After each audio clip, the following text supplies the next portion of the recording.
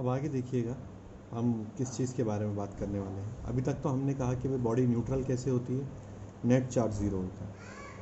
ठीक है, अब हम यहाँ पर दूसरा पॉइंट लेते हैं, समझने की कोशिश कीजिएगा। बेसिक है, बेसिक समझ लेंगे तो आगे की बात आपको इंशाल्लाह समझ में आ जाएगी। If number of electrons are greater than the number of protons, अगर नंबर ऑफ इलेक्ट्रॉन्स ज़्यादा हो और greater than the number of protons in an atom, then it is called negatively charged.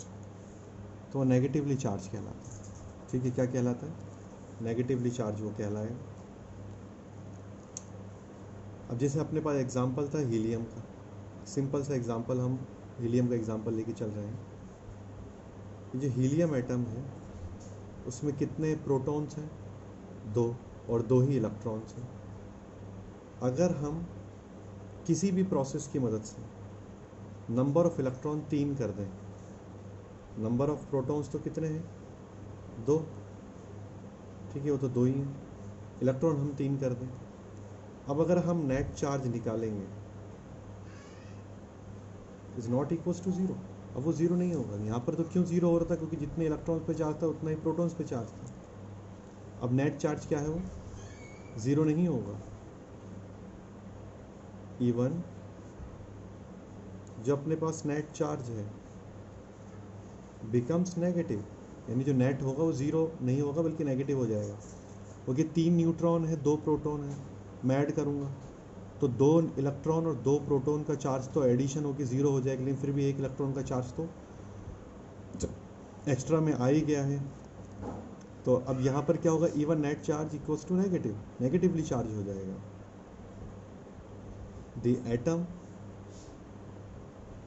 So as the body, क्योंकि जो बात हम atom के लिए अप्लाई कर रहे हैं वही बॉडी के लिए अप्लाई कर रहे हैं। The atom so as the body, the atom so as the body shows electric nature. वो इलेक्ट्रिक नेचर शो करेगी। इलेक्ट्रिक नेचर मतलब अट्रैक्शन या रिपल्शन। इलेक्ट्रिक वर्ड हमें किसने दिया था? डॉक्टर गिलबर्ट ने दिया था इलेक्ट्रिक वर्ड जो है। तो उन्होंने क्यों दिया था? क्योंकि उन्होंने ये देखा कि जब एम्बर जैसे मटेरियल को किसी फर लाइक मटेरियल से रब किया गया तो रब करने की वजह से वहाँ पर क्या हुआ? वो जो एम्बर है वो एक डिफरेंट प्रॉपर्टी उसने गेन कर ली। उस प्रॉपर्टी की वजह से वो दूसरी चीज़ों को, लाइट ऑब्जेक्ट्स जैसे कि भाई स्ट्रॉस हैं, घास फूस के तिनके हैं, कागज़ के टुकड़े हैं, उनको अट्रैक्ट करना उसने शुरू कर दिया था। तो अगर कोई भी बॉडी अट्रैक्शन या रिपल्शन शो कर रही है लेकिन वो मैग्नेटिक नहीं है तो उसके इस नेचर को हम क्या कहेंगे? Electric nature. इलेक्ट्रिक नेचर कब आता है? जब बॉडी पर नेट चार्ज होता है। ठीक है, फिर आगे देखिएगा। If number of electrons are lesser than number of protons, then body is said to be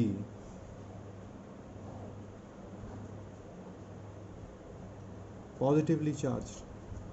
अब बॉडी क्या कहलाएगी? पॉजिटिवली चार्ज कहलाएगी। अब बॉडी पॉजिटिवली चार्ज हो गई है तो भाई इससे क्या होगा? यानी कि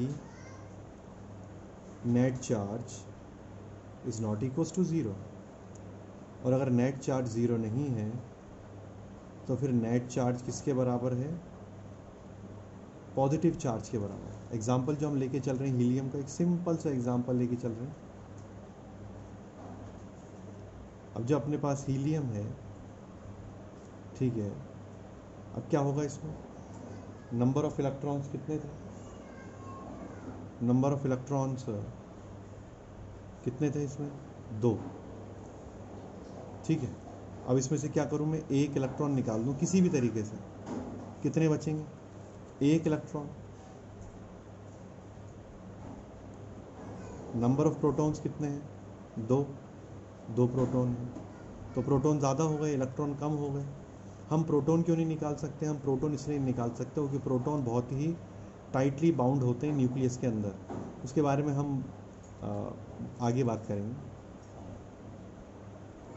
देन एटम क्या शो करेगा?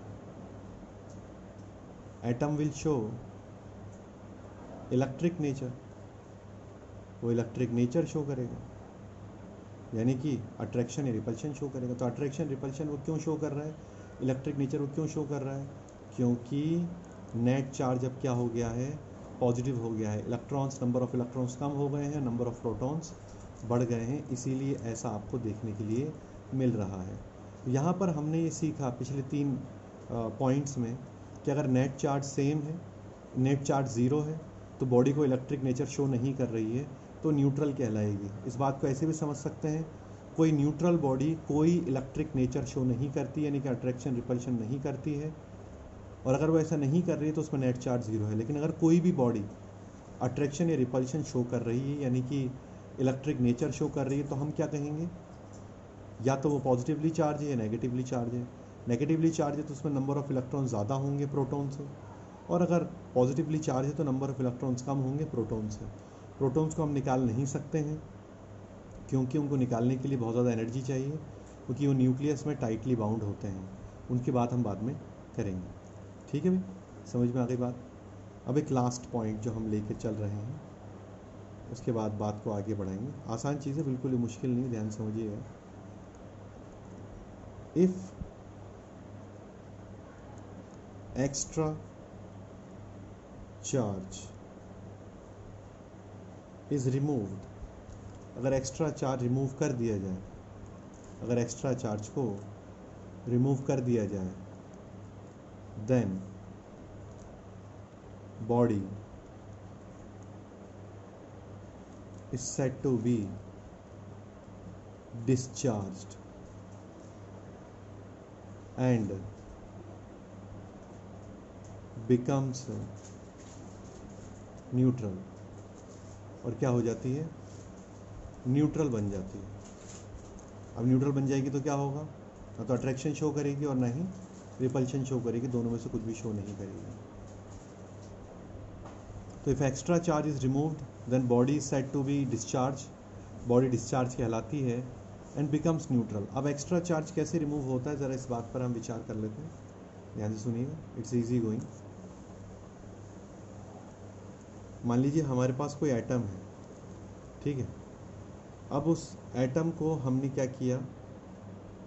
2 इलेक्ट्रॉन्स दिए, जिससे वो नेगेटिवली चार्ज हो गया, ठीक है।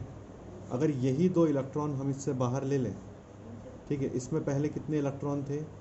इसमें पहले 1 इलेक्ट्रॉन था और 1 प्रोटॉन था। अब मैंने कितने इलेक्ट्रॉन दिए थे इसको? 2। 2 + 1 कितने हो गए? 3 इलेक्ट्रॉन्स हो गए, ठीक है, 3 इलेक्ट्रॉन्स हो गए। लेकिन अगर यही 2 इलेक्ट्रॉन्स मैं बाहर निकाल दूं तो ये क्या रहेगा? न्यूट्रल रहेगा। ना तो इसमें इलेक्ट्रॉन्स बढ़ेंगे ना कम होंगे, न्यूट्रल।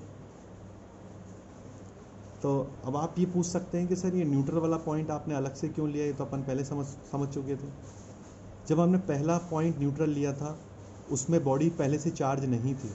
इसमें जब हमने बॉडी को न्यूट्रल कहा है तो बॉडी पहले से चार्ज थी, यानी या तो उसमें नंबर ऑफ इलेक्ट्रॉन ज़्यादा थे या नंबर ऑफ प्रोटॉन ज़्यादा थे। जो भी चीज़ ज़्यादा थी उसे हमने कम कर दी, यानी नंबर ऑफ इलेक्ट्रॉन ज़्यादा थे तो जो एक्स्ट्रा इलेक्ट्रॉन थे उनको निकाल दिया, और नंबर ऑफ इलेक्ट्रॉन्स कम थे, जो कमी थी वो हमने पूरी कर दी। तो बॉडी क्या हो जाएगी? डिस्चार्ज। डिस्चार्ज होने के बाद वो क्या कहलाएगी? न्यूट्रल कहलाएगी। ये बेसिक पॉइंट है जो मैंने आपको समझाए हैं।